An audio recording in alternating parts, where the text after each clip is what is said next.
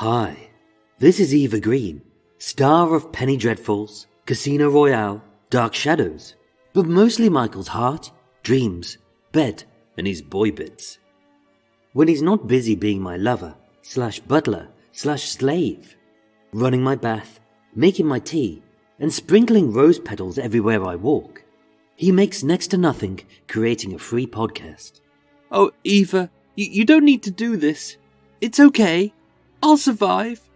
It's not, sweetie pie. You're tired, you're hungry, you've barely got enough energy for us to have sex 20 times a day. And most importantly, I'm down to my last billion pairs of shoes. Last billion? Oh, I'm sorry. Let me kiss your feet to make it better. Yeah, a little higher. A little higher. Oh, that's a good boy. Woof. So here's the deal, listeners. For every person who helps Michael survive, I'll do all kinds of naughty things to him. If you buy an ebook, I'll his. Oh, crikey. If you buy a mug, I'll his was wearing nothing but a Belgian bun. Oh, cripes. And if you sign up to Patreon, I'll his wearing a Belgian bun and smearing mini Battenbergs into my for him to feast on. Oh, the sherbet's coming. Oh, I'm going all dizzy. Oh, everything's blurry. Oh, my malnourished heart can't cope with the excitement.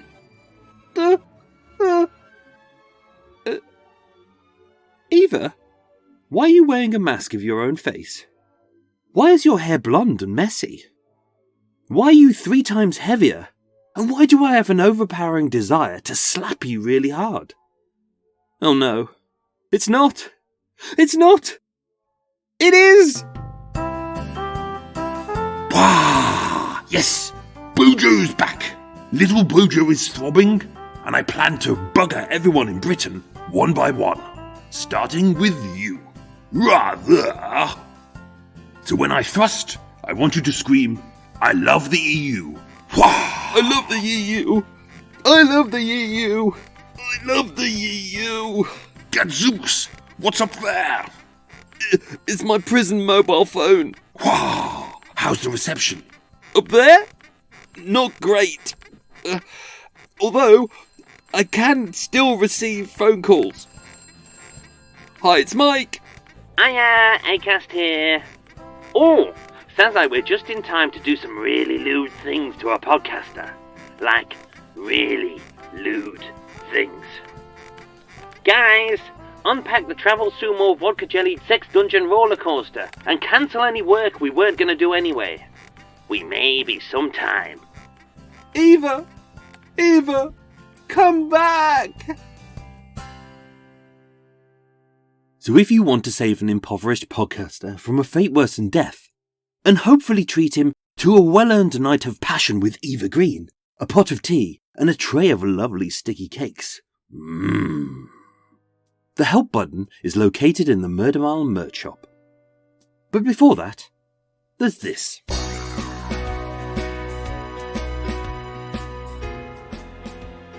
Friends, welcome to Minimile, your indispensable compendium of UK true crime trivia. This week, we'll explore the free time of 3 infamous killers. We'll look at the tools used by modern forensic teams.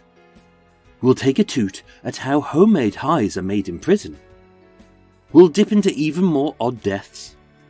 And we'll peep into the shopping bag of a kinky fraudster. And with only a few more weeks until the brand new Murder Mile multi-part series, here's this week's episode of Minimile.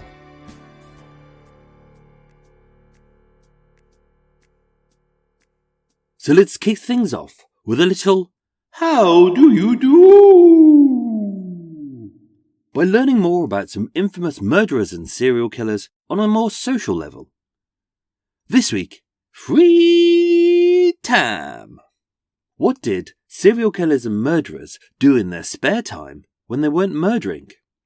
So by asking identical questions, we'll examine the social life of 3 killers followed by a few tantalizing tidbits from a few other terrors. Number 1. Myra Hindley, the infamous Moors murderer along with Ian Brady. Favourite food. Very little is known about Hindley's favourite foods prior to meeting Ian Brady, but her mother always insisted that she had a side portion of chips with every meal, as Hindley was a notoriously picky eater, perhaps brought on by the fact that she was bullied by the boys over her wide hips, with kids giving her the nickname of Square Ass. Having met Brady, her tastes copied his, and they'd often dine on French cuisine, as Brady loved Poncy foods, or Chinese food, which was seen in the 1960s as exotic. Favourite music. Again, very little is known about Myra's musical tastes prior to meeting Ian Brady, but she soon found that they shared a love of Wagner, which was one of Hitler's favourites, as well as enjoying a series of popular songs, which Hindley and Brady often used as a secret reference to their victims, such as Girl Don't Come by Sandy Shaw, It's All Over Now by Joan Baez, Legion's Last Patrol by Ken Thorne, 24 Hours from Tulsa by Gene Pitney, and It's Over by Roy Orbison. Favourite film. Supposedly, her favourite film was West Side Story, as well as biblical epic The King of Kings, and a dramatisation of the Nazi war crimes trials, Judgment at Nuremberg. Although, what really was her favourite film, we may never know. Favourite book. As a child, Hindley loved nothing more than Beatrix Potter, the writer of the Peter Rabbit series, and Enid Blyton, creator of Noddy. But her taste changed when she met Brady, choosing to read In Cold Blood by Truman Capote, Hitler's Mein Kampf, Dostoevsky's Crime and Punishment, and Maya Levin's Compulsion, as well as other books favoured by Brady. Favourite drink. When she was with Ian Brady, she would drink white German wine, mostly hock. The type that was available then was Blue Nun. But when she was away from Brady, she preferred to drink rum and coke. Smoking. Hindley was a heavy smoker, and even inside her own house, she had a vending machine for cigarettes. Hobbies. All we know is that as a teen, Hindley briefly trained in judo. Religion. Raised as a Catholic in a semi-religious family, Hindley was baptised as a Catholic and regularly attended Holy Communion. Although, with Brady, Hindley renounced her Catholicism, and later, when she was in Holloway prison and parole was mooted, she later claimed to have become a reformed Catholic. Drugs. Hindley has no history of drug abuse. And finally, political leanings. Just like Ian Brady, although Hindley absorbed a lot of right-wing propaganda, she claimed to be left-wing. Number 2. Harold Shipman, the respected family doctor convicted of murdering 15 elderly women, suspected of killing 257, with the police still investigating as many as 450 over a quarter of a century. Favourite food. Although not a particularly fussy eater, Harold Shipman ate a very normal diet consisting of Weetabix for breakfast, sandwiches and fruit for lunch, and with his evening meal, he often had 4 slices of brown bread, as he strongly believed that food should be very carbohydrate orientated. And as Primrose, his wife, was a good cook, he enjoyed her beef Wellington and was a fan of curries, all of which he consumed with the vegetables that he grew in his back garden. Favourite music. Even from an early age, Shipman had no interest in music. Favourite film. Again, from an early age, Shipman had no interest in movies. Favourite book. This is unknown, but upon Shipman's death, an inventory was taken of his cell, and on his bedside table was a half-read copy of Henry IV by William Shakespeare, the story of a scheming king who was riddled with guilt having killed his cousin. Favourite drink. Shipman, being a bit of a snob, considered himself a wine connoisseur, his favourite being Saumur, a sparkling white wine from the Loire Valley in the south of France. Smoking. Shipman was a strict non-smoker. Hobbies. As a youth, he was an accomplished rugby and cricket player and was vice-captain of the athletics team at college. But later in life, as he'd try out new hobbies, he rarely kept them, so his main source of relaxation was gardening, especially growing vegetables in his back garden. Religion. Both Harold and his wife Primrose were Methodists. Drugs and alcohol abuse. Although never confirmed, it is believed that Shipman became addicted to pethidine, a painkiller, in 1974 when he was a doctor at the Abraham Ormerod Medical Centre in Todmorden, West Yorkshire. Having already risked the lives of 2 patients who he had experimented on with high doses of pethidine, he started using himself as a guinea pig. At the height of his addiction, Dr. Harold Shipman was injecting himself with 600 to 700 milligrams of pethidine a day, which is roughly 14 injections of 50 milligrams every day. Political leanings. Shipman was heavily involved in local politics. He was a member of the Family Practitioners Committee and secretary of the local medical committee. And finally, here's a non-British one. Number 3, John Wayne Gacy, the killer, KFC manager, and children's entertainer. Favourite food. Although never stated, John Wayne Gacy's final meal on death row consisted of a dozen deep-fried shrimp, a family bucket of Kentucky Fried Chicken, French fries, a pound of fresh strawberries, and a large Diet Coke. Favourite music. He was a fan of REO Speedwagon. Favourite film. This is unknown, but he was a fan of sci-fi and fantasy. Favourite book. Again, this is unspecified, but he claimed to enjoy reading the works of William S. Burroughs, whose books include Naked Lunch, Junkie, and Queer. Favourite drink. J&B Scotch Whisky, which he would often drink in his favourite drinking establishment, the Good Luck Lounge in Chicago. Smoker. Gacy was a non-smoker, although he would partake socially of cannabis. Hobbies. Gacy loved painting portraits of himself as Pogo the Clown. Once incarcerated, Gacy displayed his work at exhibitions and others were sold at auctions, with prices ranging from between $200 to $20,000. Gacy benefited from the sales of these paintings up until 1985, when the law changed. In the months following his execution, some of these paintings were destroyed on a bonfire attended by 300 people, including the family members of 9 Gacy victims. Religion. Gacy was Irish Roman Catholic. Drugs and alcohol abuse. Gacy smoked cannabis, often to lure his young victims in with the promise of drugs, drink, and excitement. Although his father was a violent alcoholic, this didn't stop Gacy from turning to alcohol himself and plying his young victims with alcohol. Political leanings. Staunchly a Democrat, aged 18 years old, he was assistant precinct captain for a Democratic Party candidate in his hometown of Chicago. So there you go, 3 serial killers with 3 very different personalities.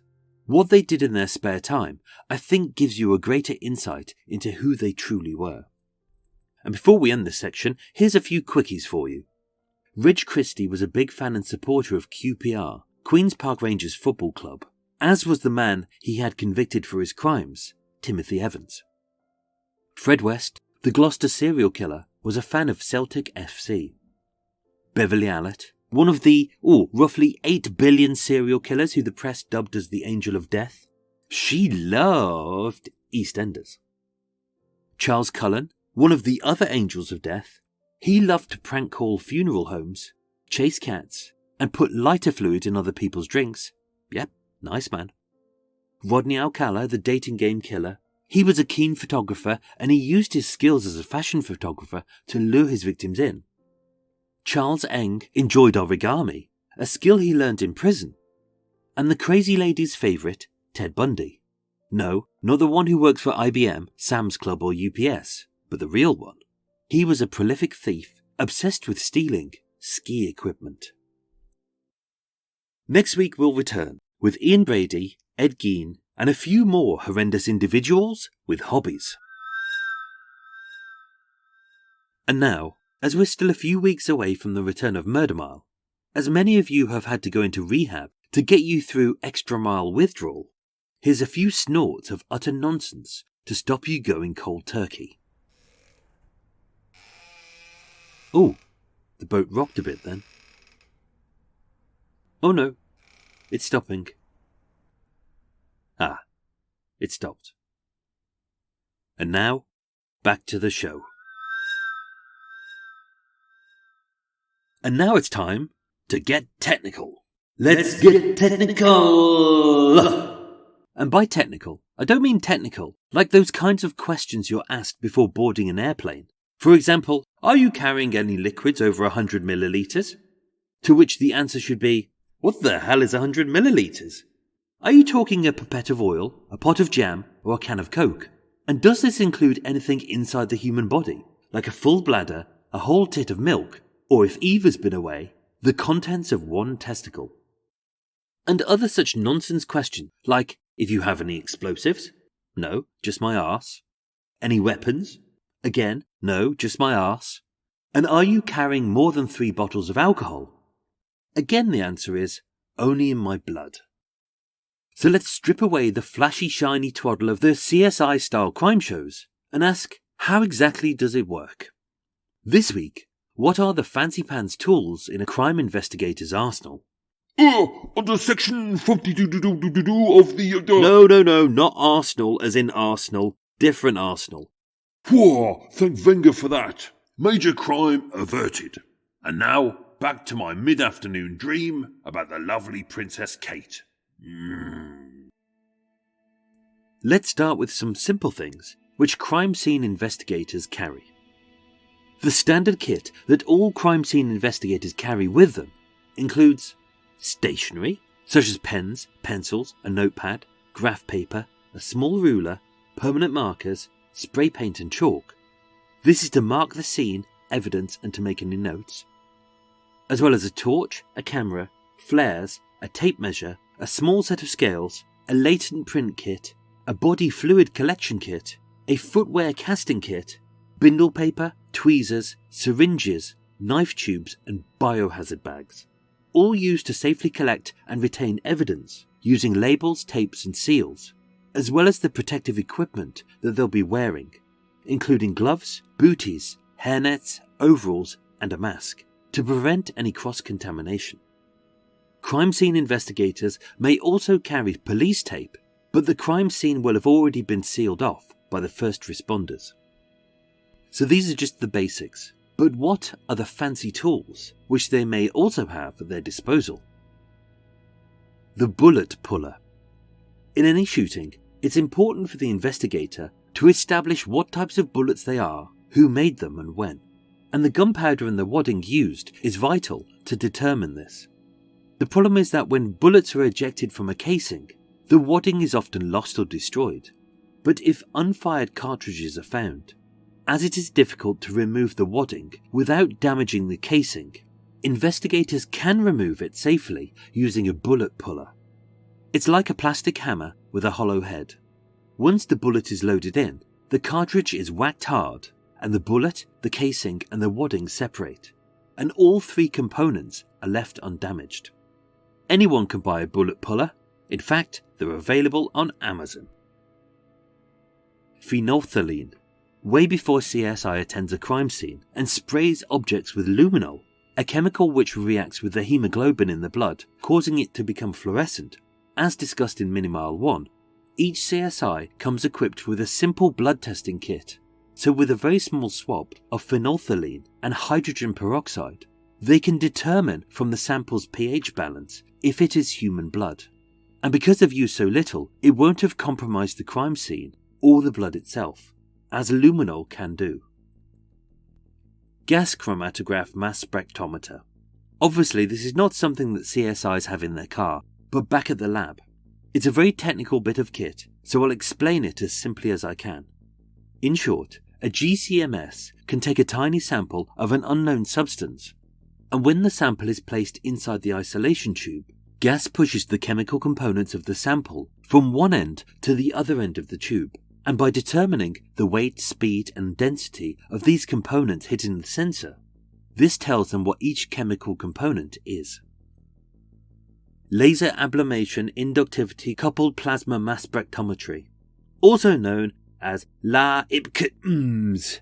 Yeah, not a particularly good name, so let's just call it LASABS. When broken glass is found at a crime scene, although visually you can take an educated guess as to how it was broken, it's hard to accurately tell what direction, speed, angle, height, and with what object it was broken.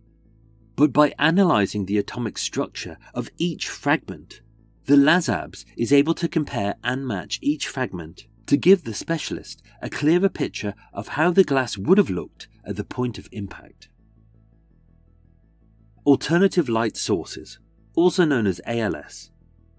Before an autopsy takes place, which is a procedure which is incredibly invasive and can destroy evidence if not spotted, without moving or disturbing the body, even at the crime scene in a limited capacity, a forensic nurse is able to assess the physical damage to a human cadaver using ALS.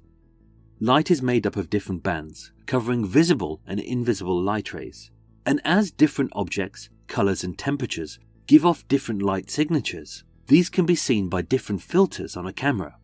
So if there is bruising underneath the skin, not visible to the naked eye, it will be visible in ALS. Ooh, check me out, I'm like Gus Grissom. And here's one for you gaming fans. Digital Surveillance for Xbox, known as XFT. For the sake of incredibly vain man-babies who love looking at themselves when they're playing video games, inside all games consoles, which have internet capability, is a hard drive which stores all kind of really useful stuff like high scores and positions in a game. But it also stores dates, times, location, and the duration of your gameplay, as well as images and sound of you playing the game. This is a system accessible by digital forensic specialists, and these recorded sessions have actually been successfully used in court to prosecute. And if you enjoyed that, we'll have some more toys for crime techs next week. Right, now, Eva needs shoes. And I need Eva to smear some on my, while she, with two fondant fancies and on my, with a cinnamon swirl. But as my calorific intake and limited sex life is reliant on the purchase of mugs, ebooks, and all Patreon subscriptions, I have to supplement my pitiful income with, hopefully, an advert. Thankfully, now that he's a major podcast celebrity, my pal Bobby Walthamstow put in a good word with Acast for me. So here goes. Hi, it's Mike. Hiya, Acast here. Oh, hello, Acast. So, Mike. Yes, that's me, Mike. Hello. Hi, Mike. Is this a good time to talk? Yes, it is. Hello. Hiya. So, Mike, you're a pal of Bobby Walthamstow, star of reality TV shows like D-List Dross Dickin' About, Celebrity Anal Bleaching on the Beach, and Help My Career's Gone Shite Since the Incident. Yes, we're big pals. Oh, we love Bobby Walthamstow's true crime celebrity bandwagon. It's so original and different. 3 F-list nobodies from the telly talking shite about something they know nowt about. Oh, it's genius. How did he ever come up with podcasting gold like that? I don't know. I really don't know. Well, it is our #1 rated show, and that's why he gets... Adverts? Oh, not just adverts. Luxury adverts. For stuff like diamond-encrusted vodka jelly shot dispensing rocket boots, nudie sumo vodka-filled sports car dodgems, and 58-carat gold donkey sex dungeon log flumes. Oh yeah, all of life's essentials. Well, Bobby is a big pal of mine, and he is the star of my podcast, and I made him the celebrity he is today. Well, obviously that, and the trial into the death of Freddie Scunthorpe. Well, Mike, that all seems tickety-boo. I think we'll definitely be doing some business with you. Oh, great, thank you. I'll just fill in this little sheet to work out which of our premium celebrity adverts is best for you. Are you okay, Mike? Yes, I think I just passed out. Okay, just a few simple questions, and then we'll send you our complimentary caviar llama bongo with 3-way disco lights to welcome you to Acast. Welcome me? Question 1. Your name. Well, Mike, obviously. Question 2. Name of podcast. Name? Well, it's Murder Mile. It always has been. And finally, question 3. What celebrities, D-list and above, do you have on your show? Celebrities? Well, none. None? Not even chums from other podcasts? Like Toya Wilcox Wills Cox, where the infamous lisping singer coaxes out men's timid todgers using nothing but willpower. Shane Ritchie Gets Bitchy, where the game show host upsets emotionally vulnerable teens by telling them they've got fat ankles. Glenn Huddle makes bobble hats a doddle, a mix of football chat, crochet and the soothing clack of knitting needles. Or George Clooney Pulls a Mooney, where the star of those Nespresso ads and other such like flashes his rear at dickheads who've joined cults. No! I'm Mike! Remember, Mike? I do the murder podcast set in the West End. Oh, you're Mark. Why didn't you say? Guys, don't put the disco llama in the post. It's no one famous. It's just Mark from the dull podcast that no one listens to. Oh, what a waste of time. I could have spent it satisfyingly yanking off chunks of back hair off the shite podcasters to make myself a new ermine-style robe and slippers. Ugh. So, this is probably a really stupid question.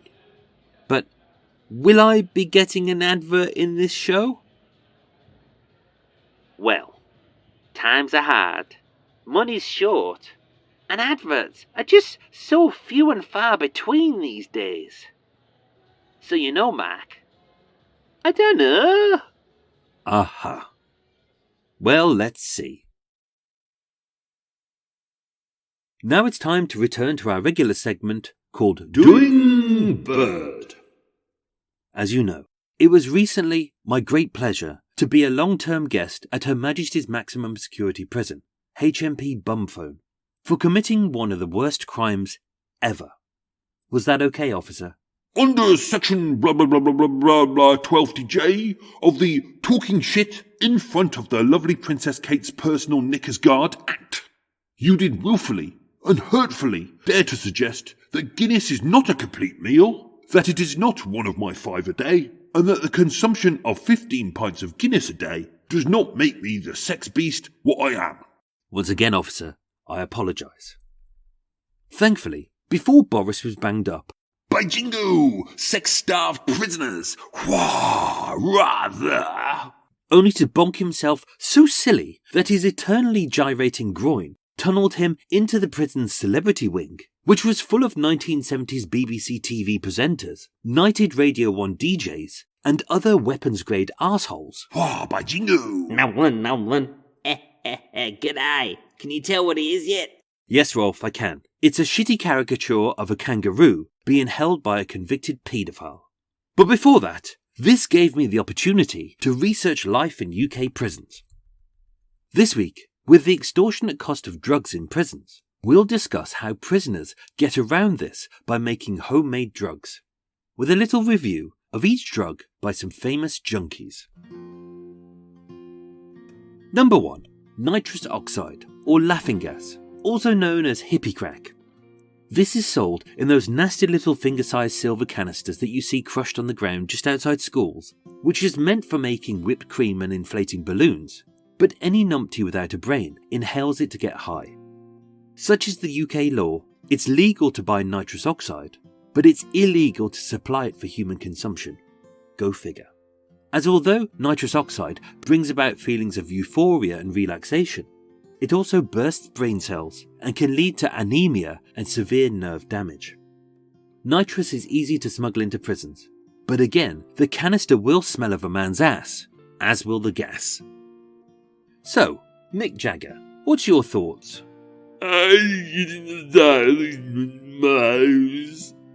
Ah, thanks Mick, I agree. Number 2. Chemically laced photographs or paper. To bypass the prison screening process, families and friends send prisoners family photos or children's drawings laced with cocaine, ecstasy, heroin or spice. To take the drugs, many prisoners soak the paper in water or alcohol and then they drink that. They can crumble up the paper and smoke it. or they can simply just eat the paper.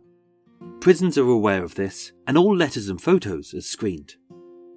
So, Keith Richards, your thoughts?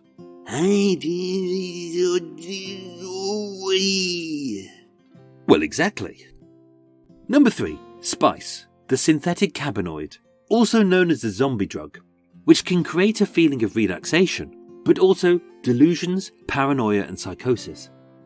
Homemade spice has been made in prison using all manner of lethal substances, such as cleaning products, insect repellent and nail varnish remover. Once soaked on the paper, it is then dried and smoked. This causes hallucinations, nausea, confusion and psychosis. But for many prisoners, a credit card-sized piece of paper which is laced with spice can sell for between £20 to £50 a time. So, pasty-faced Pete Doherty, your thoughts?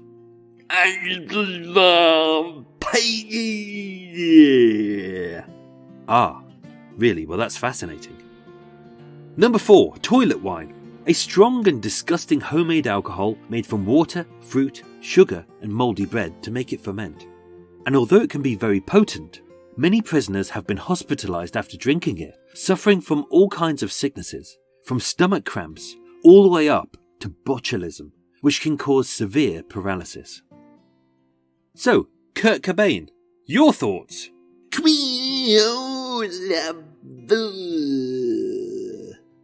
Well, if you say so.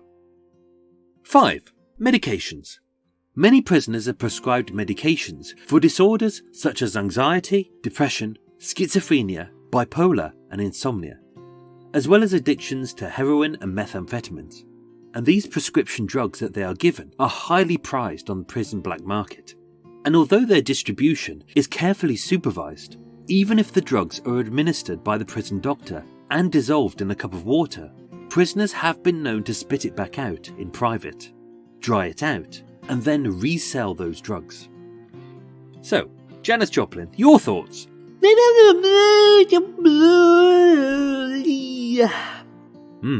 Good point. Whatever it was. Number 6, crack sticks. With many UK prisons having gone smoke-free since 2008, and some buying in vape kits to pacify those with a nicotine habit. Dirty habit. Some prisoners make what they call a crack stick. This is where they remove the vape's filter, giving them a much stronger nicotine high, and then they replace that filter with all manner of noxious substances, including cleaning products, alcohol, or spice. John Belushi, your thoughts?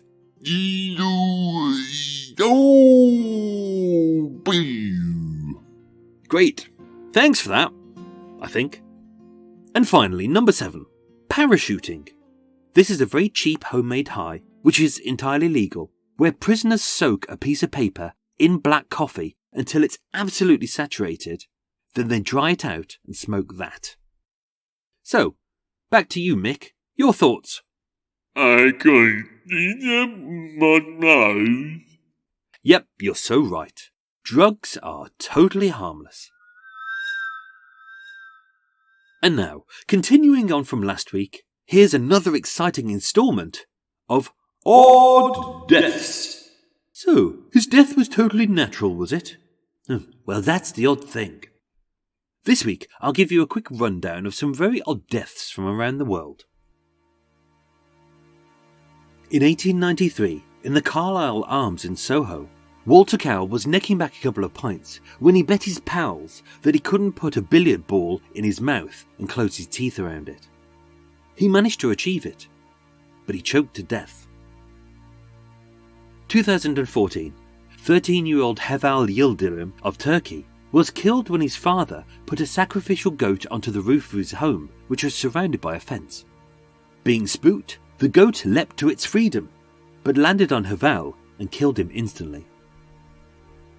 2013, 14-year-old Miguel Martinez of Lubbock, Texas, was playing hide-and-seek in the National Ranching Heritage Center when he sped into the statue of a bull and was impaled by the bull's horns. 2013, following the stupid craze of wedgies, when someone yanks up a person's pants really tight, causing them pain in the testicular region, Denver Lee St. Clair was accidentally killed when his stepson gave him an atomic wedgie, pulling his pants so tight he pulled them right up over his stepfather's head. The man was knocked out unconscious and he suffocated. 2013. In Caratinga, Brazil, 45-year-old Jose Maria de Souza lived in a house on a steep hill. One night, a cow crept onto the roof, fell through the ceiling, and crushed Jose to death. 2012. 28-year-old Erica Marshall, a vet in Florida, was treating a horse in a hyperbaric chamber when the horse panicked, kicked the wall, its horseshoes caused a spark, and the oxygen-rich air exploded, killing them both. 2012. 32-year-old idiot Edward Archibald from West Palm Beach in Florida, Florida's back, was taking part in a cockroach-eating contest, need I say more, when he choked to death on a piece of dead insect. 1998. 16-year-old Jonathan Capewell died of heart failure having used too much deodorant. Each can of deodorant contains a mix of butane and propane, and although it is safe if used sparingly, as an excessive user, Jonathan had 0.37 micrograms of butane per litre in his blood, a fatal dose of which is just 0.1 micrograms per litre. 1994.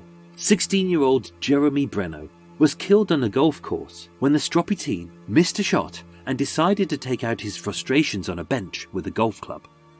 The shaft broke, it bounced back, hit him, and pierced his heart. 1993. Gary Hoy, a Toronto lawyer, was demonstrating the unbreakable glass in the Toronto Dominion Centre by throwing himself at a large glass window. The window didn't break, but sadly, by banging his body weight against the unbreakable glass, it pushed the glass out of the window frame and he fell 24 stories to his death. 1988. Veteran skydiver Ivan Maguire was eagerly filming a jump and was so obsessed with getting the camera work right that it was only after he had jumped out of the plane that he realised he had forgotten his parachute. And finally, in 1983, Jimmy Ferrozzo and his girlfriend Teresa Hill decided to engage in a little bit of kinky sex on the grand piano of the Condor Club in San Francisco. Mid-coitus, Jimmy accidentally activated the lifting mechanism, which lifts the piano out of the way of the stage. It pinned him to the ceiling, and he died of suffocation. So Eva, remember that. No nookie on levitating pianos, okay? And now, for True Crime Swapsy Time, where each week I will share with you another true crime podcast, which you might like, or you might not. Here's a clip. Hey, welcome to Crazy Dave's Killer Show, sponsored by Quincy Burgers. They sure are juicy. This week we have a true story about... Say, do you like baked beans? Buy Sammy's baked beans. They're great. a sadistic killer who was called... Say, do you like soap? Buy Soapy Suds soap. They're great. And during the 1960s and 1970s, Say, do you like bin bags? Buy Max Bing bags. They're great. killed 138 women on Dwight Spiegelhacker Avenue in Hop Crunstonton in Albuquerque, right next to the Quincy Burger. Quincy Burgers. They sure are juicy. And now, an ad break.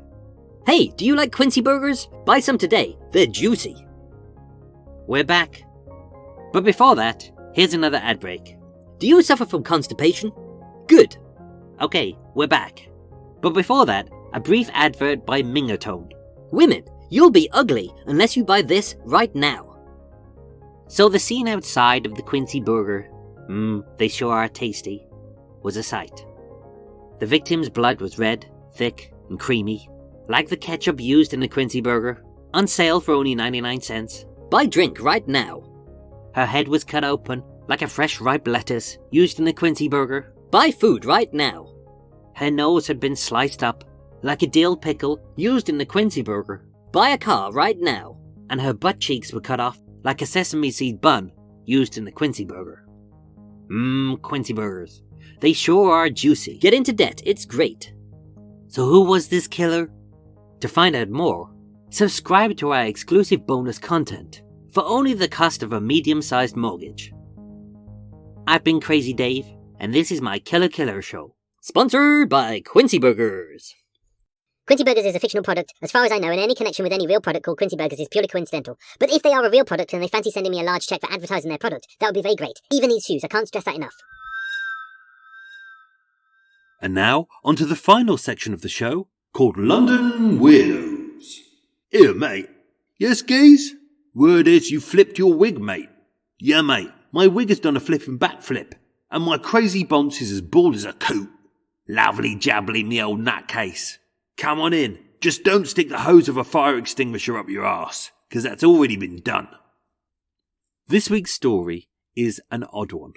I warn you now, it could either make you very confused, very angry, or both. In the early hours of the 13th of June 2017, in Kensington, West London, just in the shadow of Reg Christie's former home, a faulty fridge freezer on the 4th floor of a 23-floor block of flats caught fire. The fire spread through the flat, out of the window, and up the flat's cladding, which wasn't fire retardant, turning the Grenfell Tower into a giant inferno.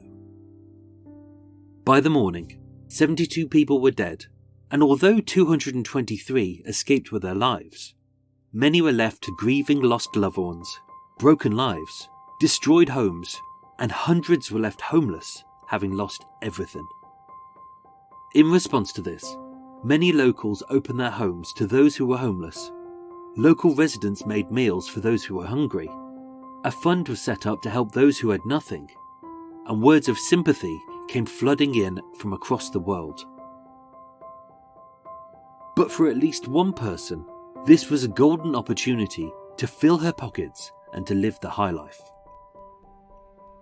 39-year-old Jenny Mcdonough was a finance supervisor at Kensington Council, who in light of the fire had been made the finance manager of the Grenfell Tower Fund, a fund designed to help those affected by the fire, to find homes, buy clothes, and to try and repair their lives. Only Jenny Mcdonough didn't care about anyone but herself.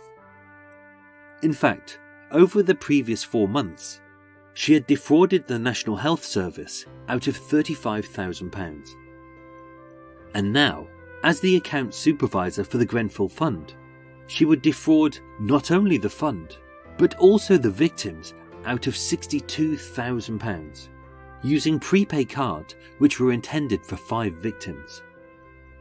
When the real recipients of that money were forced to stay in cheap hotels, to live out of suitcases, and were wondering when the money they so desperately needed was going to arrive, Jenny was treating herself to expensive shopping trips on Rodeo Drive, a New Year's Eve party in Reykjavik, and holidays in Dubai and Hollywood.